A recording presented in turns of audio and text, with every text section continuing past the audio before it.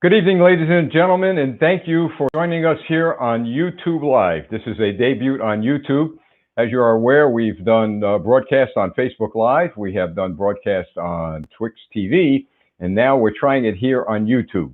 So please feel free to join us at this hour, and we hope, or actually it'll be a half-hour broadcast, and we hope that you will actually learn a lot as to what we're going to share with you, and some of it is rather disturbing. With regard to some of the events that we have seen taking place over the past few weeks.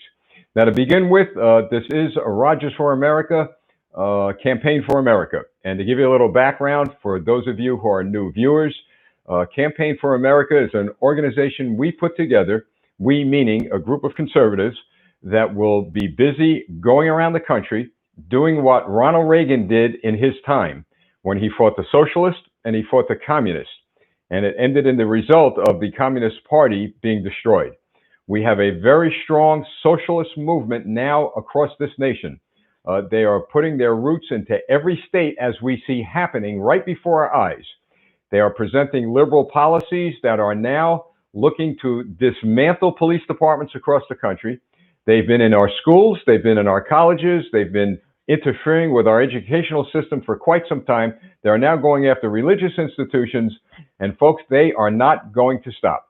And I have shared with people all over this country that all one needs to do is to speak to someone who lived in the Soviet Union, who lived in Venezuela, who lived in Beijing, and somehow got to this country.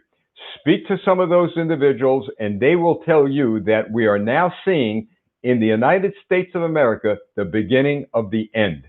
Now, you all know me that I am not one to be involved in any type of drama. I don't like drama. I don't get involved with individuals who like drama. But this is not drama, and I'm not sharing with you something that is invented. This is real. It's happening before our eyes, and we must do something to stop this. And the thing we must do is to get involved. And I'll share with you a little later on in the broadcast how we can do that. Now, many of you have written to me, emailed me, and they asked about our publications. Well, the good news is, folks, we have a store now. We're building a store. We're putting more material in that store. And if you would like to go to that store, it is rogersforamerica.store. As simple as that, rogersforamerica.store. And we have our book, Governing the Affairs of the People. This book is going to be, it is available now in the store. And this one, we found a whole lot of these. It looks like you see these backwards on the screen, but we found a whole lot of these, folks. And these books are available also in our store. So certainly go to the rogersforamerica.store, and you're going to begin to see our products and publications. Now, let's talk about what has been happening with regard to the shooting of an individual in Atlanta. Let's get to the facts, folks. I've been all over the news media. You know, I've been on Fox. In fact, today is Monday. I will be on Fox tonight with Shannon Bream at 11 o'clock p.m. By all means, tune in. But here's what we're going to be talking about, and I want to share this with you now. Let's look at the facts. Let's find out right now if the mayor of Atlanta had any justification to fire that police officer.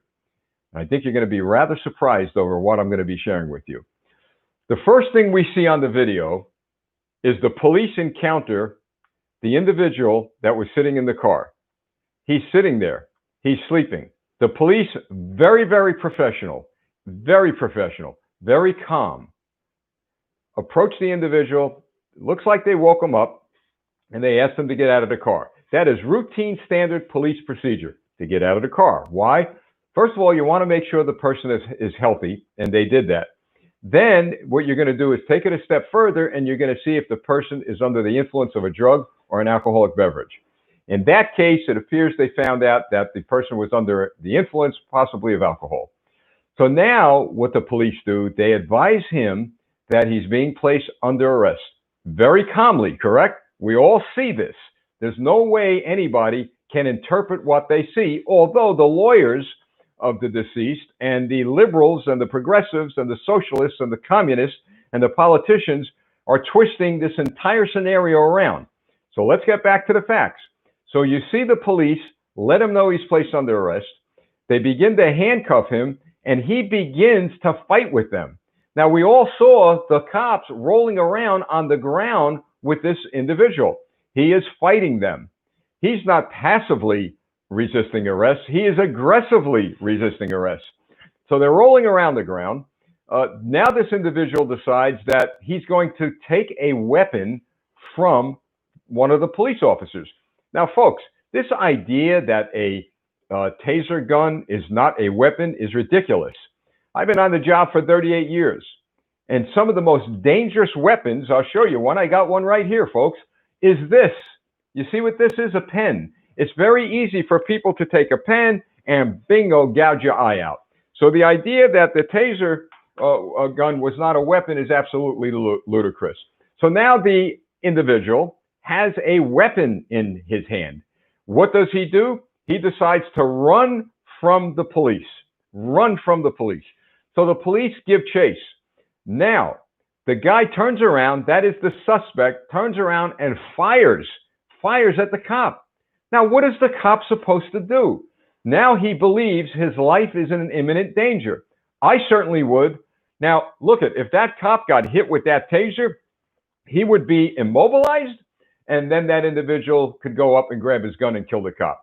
We've had far too many police officers killed in this country because they either hesitated or had to think twice because of these liberals and these progressives that are doing such a terrible, terrible disservice to the police profession that we now have cops hesitating. This police officer did not hesitate. He did what he thought was appropriate to save his life. Now, think about this, folks.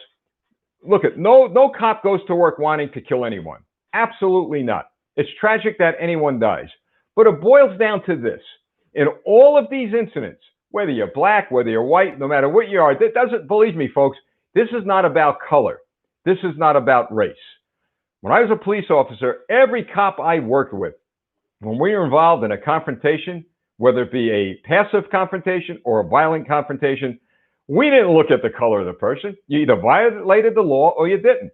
This individual not only violated one law by resisting, but violated another one by pointing a deadly weapon at a police officer. So the questions that need to be answered are this. One, did the suspect resist? Yes, he did. All you got to do is comply. Folks, I challenge anybody in this country to look at the 99.9% of the incidents that involved in a police-involved shooting. It started with what? Not with what the cops did on the scene with regard to approaching the individual and effecting an arrest, but with regard to what, folks? Resisting arrest. Resisting arrest. So this individual resisted arrest, and then what? Think about this one. Who elevated that situation from a simple arrest, if you will, to a deadly encounter? It wasn't the police. It was the individual suspect. By doing what? By grabbing the weapon. So you have here an individual who's approached very professionally, very calmly by the police. He decides that he's going to fight the police, assault the police, hit the police, and then decide to run. And then decide to escalate this even further into a deadly encounter. This is what has happened, folks. It's all there on videotape. Now you got a situation where this incident has now become a political witch hunt towards this officer and the entire Atlanta Police Department, a witch hunt being joined by cowardly politicians like the ones we have in Seattle, and are willing to turn over our cities, our towns, our villages, and our states to gangsters and mobs. That is what this is all about. This has nothing to do with George Floyd, who, I've got to tell you, universally, including police officers, condemned the action of those Minneapolis police officers who should have been arrested immediately. That should have never happened. George Floyd should be alive today. But this is a totally different incident and scenario from what happened there. These are police under attack, being assaulted, being shot at with a stun gun. And now we have the police under fire. So the mayor passes judgment without the investigation being completed. All right, folks, think about this. and immediately says the officer is guilty of murder and should be fired. So she fires the cop. We find out that the police chief, now this is not factual what I'm going to share with you, but this is through sources I have, but the fact of the matter is it's something you should know. The police chief, we understand, or getting information, had an argument with the mayor and didn't want the officer fired because there was no rendering of what really happened other than what we saw on the video. But the mayor begins a political witch hunt and launches this attack against the police and fires the officer, suspends the other one, and the police chief resigns. Now, folks, I've got to tell you something. I will be the first one to stand up and say if a police officer is wrong, they're wrong. There's something terribly wrong. But in this case, this cop was not wrong. Now, saying all of that, we jump over to Seattle, and you've got the same problem with socialist, communist, progressive Democrats who have decided that it is better to have the gangsters and mobs run the cities than the police. So what do we have there? We have a situation like we had in Minneapolis where the Democrat socialists told the police to stand down, not to respond. They overran the city in Minneapolis. They burned down the police department and they burned down some stores. Seattle, they want to overrun the police department. They took City Hall, they took 6 city blocks, and now they control an entire area of that city. Where are the police? They've been told to stand down, and in some cases, they've been told to run away. I do not blame the police. They are not at fault. If it was up to them, they'd go in and they'd clean this mess up within an hour. But they are under orders from these politically correct, progressive Democrats who are destroying not only the entire police profession across this country, but they are destroying this nation. Make no mistake about that. Now, I was on the media all day, and a lot of questions came up. For example, was there any alternative that the police officer had other than to shoot this individual? Why couldn't, imagine the mayor, I believe, of that city says, well, all they had to do was de-escalate and let the guy go, or make a phone call, get a cab. Folks, I'm going to share something with you that you may not know. Years ago, we used to do things like that. We used to drive drunk drivers home, and if they didn't resist, and you kind of give people a break. We did that until one time a police officer drove a drunk home, watched him go into the house, and when the cop left, the drunk came out, got in another car, and killed someone. So that stopped immediately. Now it's a mandate that drunk drivers are arrested and brought into custody like they should be. You've committed a crime if you are a drunk driver. So this idea that the police should let this individual go is absolutely ridiculous. And then the other question is, well, shouldn't the cop have let the guy run away? Folks, I could not believe what I was hearing. The guy slaps the cops around, beats them into the, listen, this guy had to be strong. Two real tough, strong cops couldn't keep him down. Takes a weapon, points it at him, goes to shoot him, that is the cop, and he runs. And the mayor and others say, the cop should have let him go. To do what, folks? To do what? To go as a drunk and to maybe get in a car and kill someone?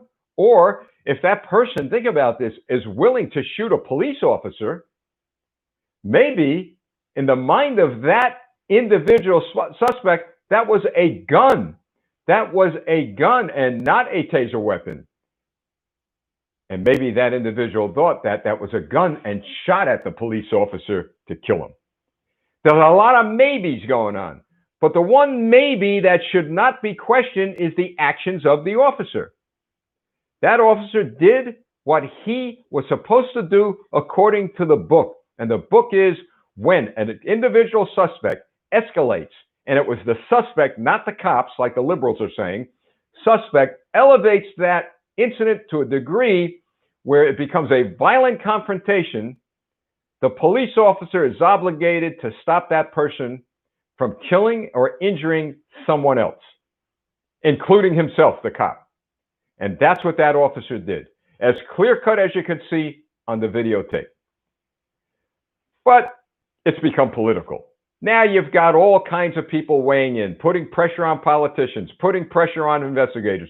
We don't want trouble. Let's indict the guy. Let's charge him with murder. And then when it goes to court, leave it to the courts.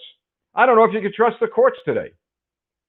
But this police officer and that entire police department, they are being ramrodded right down the throat, folks. Right down the throat. And at the same time, you've got the call for police reform. Let's talk about that. We had police reform. We had it in the 90s. After the Democrats across this country, the socialists across this country called for police reform in the 70s, in the 80s, and a part of the 90s, and they're calling for it now. They always call for this stuff, but they do not participate in building police departments the way that they should be operating. And if you notice, folks, it's only in Democrat, progressive, socialist-controlled cities.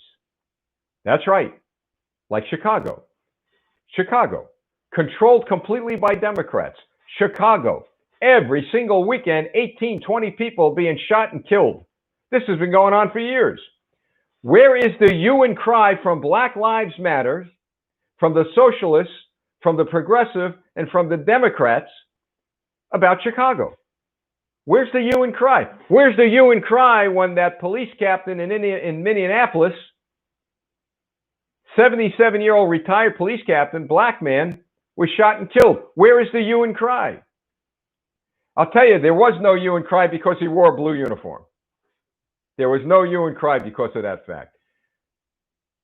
So now we have attacks against blue. Isn't that a fact? Attacks against blue. And I'm not sharing and saying to you that there is every cop is a good cop. We've got bad apples, bad cops. We've probably got worse judges and by far worse politicians ever.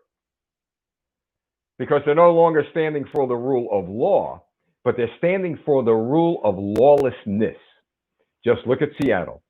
Now, let's look at some of these news stories with regard to what I'm talking about. I got them right here. Now, I just shared with you about Chicago, right? Looting, burning a building, shooting people every weekend, every week, every day. People are getting shot and killed in Chicago. This is not dramatic. This is not an over-exaggeration. This is, in fact, what you can see on TV and Google. Chicago mayor vows to take action against defiant churches that continue to hold services despite lockdown orders. This is what Chicago mayor is concerned about. Churches. Churches that should not be opening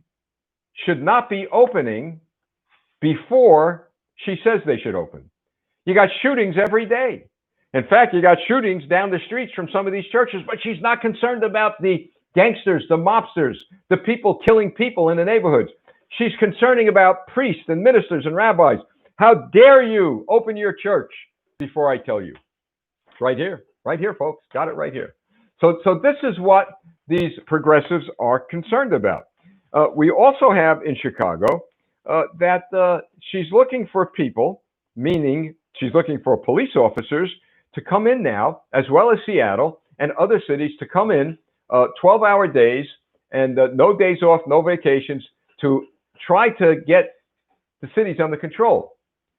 Now, you can't have it both ways. You either defund the police like you say you're going to defund and not call the police in, or you maintain the police department with proper funding and call them in. So you see, folks, these individual progressive Democrats, socialists, they have no idea what they're talking about. No idea what they're doing. How is it that in conservative Republican cities we don't have these problems? How is it that the mayor of New York, de Blasio, is now going to take $1 billion away from the police department and suggested that the city of New York sends social workers, as was suggested in Seattle and other cities, to incidents like domestic violence? Now, let me share with you what goes on during a domestic violence situation where the police are involved. I've been involved in hundreds of them. You get a call that a woman's being beaten. And 9 out of 10 times, that is a fact. The woman is being beaten by a big, tough guy. So when you go there, you don't knock on the door, especially if you hear screaming. You break the door down. Now, you break the door down, all right, and there's the guy ready to beating his wife. So now, instead of you're there with a weapon where you can protect yourself and the wife before she gets killed, they want to send a social worker. So the social worker knocks on the door. I'm from the Department of Human Services, sir. Stop beating your wife. Folks, this is no laughing matter. I'm not joking, because this is exactly what they would do. And the guy would turn around and he would blow their brains out if he was that enraged. Or what happens a lot, folks, you're going on these domestic violence calls, a situation just like I shared with you, and this happened to me several times. We go, we wrestle the husband down, the wife gets up, she gets a weapon and starts beating the cops. So I want to ask you, what on earth will a social worker do when they get assaulted and beaten and shot at? You know what they're going to do, folks? They're going to call the police. But there's going to be no police around to respond to. That's how ludicrous and downright stupid these politicians are. But this is all part of their police reform. It began with bail reform. In most of these cities, maybe all of them, a lot of these people that are causing trouble, that are burning buildings, that are assaulting officers, I would venture to say they're repeat offenders out of prison or have been bailed out from a prior incident. Because under bail reform, many of you may not know this. You get arrested at 7 o'clock p.m., you're out of the police department at 7:10 p.m. Oh, not for shoplifting, for burglaries, for assaults, maybe in some cases for rape. Not kidding, folks. This is what the Democrats, socialist, progressives have done to this country. And it is spreading like wildfire. And unless we do something, and I mean do something effectively to put a stop to it, our country's doomed. And like I said, I'm going to share with you what we're doing and what you can do in a minute. But the fact of the matter is that we the people have allowed this to continue on and on and on and on. So the President of the United States of America, Donald Trump, sees what's going on and decides that he's going to take decisive action. And what did he do, folks? And I'm not just talking about the police reform package he's putting together, which is great. I looked at some of this stuff. It's great. But he decided to tell these mayors and governors that he will give them the resources they need to take their cities back. And you know what the response he got was? Mind your own business. Stay out of our city. We'll take care of it. In fact, the mayor of Seattle said, this is a love fest. This is peaceful. Where on earth is she? Peaceful. Folks, they're in Seattle. They've taken control of the streets. They are now extorting money from people who live there and work there, demanding payment for protection. But it's a love fest. Everybody's happy. And how about the areas where they're taking drugs? I understand there's been drug overdoses, there's been medical emergencies, but it's a love fest, according to the Democrat Progressive Socialists in Seattle. And so, thank God we have a few governors, like the one in Tennessee, and there's a few tonight I read about. And even George Bush, a member of the Bush family, said, stay away from our monuments, stay away from our cities. And now I also read, and I tell you, I think this is interesting, where bikers are fed up, where bikers are thinking about going into these areas where the cities aren't and taking these cities back for the police. Could you imagine? We're living in a time in our country where we need bikers to protect the police. Now, what about the cops?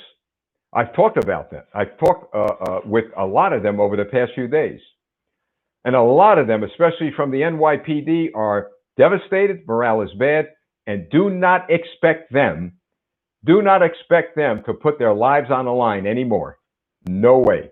If they could tactically retreat within the framework of the law and their rules and regulations, that is exactly what they're going to do. And folks, I support them in doing that. Tactically retreat. Do not engage. Tactically retreat. Because when you engage, you will be shot and killed, or someone innocently will be shot and killed. And you know what? It is not worth it. This is what we've come to. Resignations, retirements are spreading across the country in police departments. Not by the hundreds, but I understand by the end of the week or within 2 weeks, it'll be by the thousands. They're talking about defunding and dismantling police departments. They meaning the progressives and the Democrat socialists. Folks, there's not going to be any police departments left for them to defund. I spoke to a few people this morning. Their children are in the police academies, their life dreams. I told them, get them out. Get them out of these police academies. Let them work for the FBI. Let them work for the CIA. Let them work for anything else but being a street cop. You can no longer win. Imagine, I'm saying this, 38 years as a police officer, retiring as a detective lieutenant, worked with police officers from all over the country. Great profession, honorable profession. It still is, except we now have a progressive Democrat socialist movement destroying this profession. And if anyone wants to put their lives on the line, their pensions on the line, their families on the line, to go out on the line and only face this political movement at one point in time in their career, you're not going to win. You are simply not going to win. So getting back to President Trump. So the president offers help. And let me get one thing straight about a word that all of these progressives, all of these Democrats, and all of these socialists are twisting and turning. One word that the president used. The president said that we need to go into these cities with dominance. We need to dominate. I use the word overwhelming. Why? Because me and the president are on the same line of thinking. You need to bring enough overwhelming and dominant force into these areas to take these cities back. He did not say excessive force. I did not say excessive force. We said overwhelming and dominant force, which means you outnumber the bad guys so that you could tactfully and strategically split them up and make arrests and prevent violence. So the mainstream media, which by the way, and we'll talk about this maybe tomorrow night, that's supposed to be writing stories, not making them up, they decided to go after the president on one word. And they came after me on the word overwhelming. Oh, you guys want to go in and bring overwhelming force and hurt these people. No one is talking about hurting anybody but the bad guys. They're the ones extorting people for protection in Seattle. They're the ones burning buildings. They're the ones shooting people. They're the ones assaulting cops. Need I go on? And like I said, any death is tragic.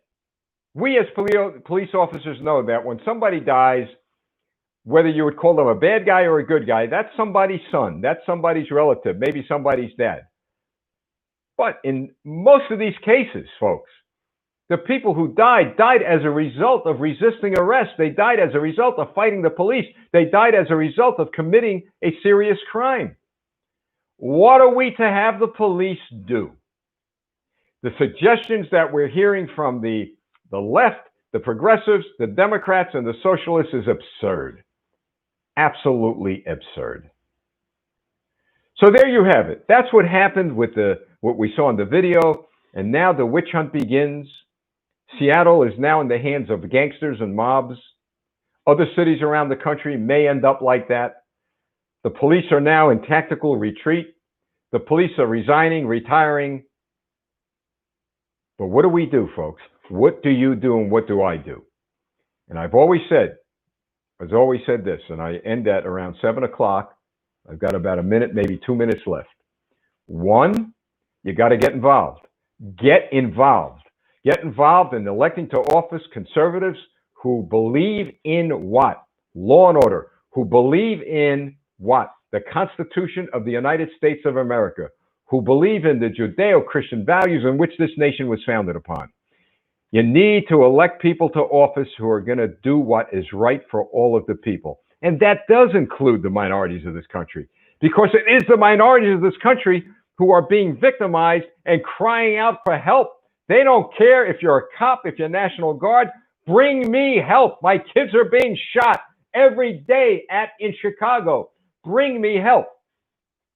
And that call, that cry for help has not fallen on deaf ears when it comes to the President of the United States of America, but it has fallen on the deaf ears of the Democrats, socialists, and progressives. So we need to help everyone, our police and the victims of crime. And folks, as this progresses, mark my words, as the socialist movement progresses, they defund and they dismantle police departments, the blood of crime victims will flow like at no other time in the history of this country on our streets, because there will be no cops. There will be no cops responding when you dial 911. And it's not the choice of the police. It's the choice of the Democrat, socialist, progressives, liberals on the left of this country. Get involved. Get involved, folks. And the way you get involved is seek out some organizations in your counties, in your states. If you can't find them, we'll find them for you. You email me. I got the email. In fact, this is new to me, folks, over here. So I think okay, our email is mail@rogersforamerica.us, okay? mail@rogersforamerica.us. I just put it up on the chat. And certainly you could chat with me. At least you were able to. I actually thought I put that up already. But there's the email. Just email me. You want to get involved? We'll find somebody in your state, your county, your city. We'll find somebody you could get involved with. And then pray. There's still a God. Could you imagine these liberals, Democrat, progressives? Listen, it all begins this way. Atheism, socialism, communism. We're going to be talking about that as we move forward. All right, I hope our first YouTube live broadcast works out. We're going to be posting this up on Facebook and on Twitter, and it'll be on our YouTube channel. So I want to thank you so very, very, very much for joining us tonight. Now, we are in the middle of an election here in New Jersey, a primary election. I'm going to have a couple people on hopefully next week because I want you to hear from them because they are probably the beginning of a movement across the country. The first person is going to be Tricia Flanagan. She is a GOP candidate here for the United States Senate in New Jersey. I've had her on, and I've got to tell you, the response I got was overwhelming. So we're going to have her on in about a week or so, and then John McCann. John McCann is a congressional candidate running here in New Jersey. Both Trish Flanagan, John McCann, and there are a few others who are not insiders. They're not outsiders. They're on the side of the people. And that's what we need to do, elect people to office who are on the side of the people. Okay, folks, so that's it. I'm going to sign off. First time we're on YouTube Live. Looks like it went pretty good. I hope the audio and everything's okay. Email me. And what we are going to do, folks, is make sure that two things. You're going to get our newsletter once a month, all kinds of neat updates and links to all resources. And you're going to, we'll get you information as to who you can get involved with in your state. I think, folks, I'll let you in on a quick secret before I sign off. My wife and I might be in Florida next week in the Naples area speaking at a GOP event because in Florida, unlike New Jersey, you have freedom and liberty. In New Jersey, we're still under lockdown. All right, that's it, folks. So God bless you. God bless the United States of America. 6:30 p.m. tomorrow night here on the Campaign for America. Thank you, and God bless you.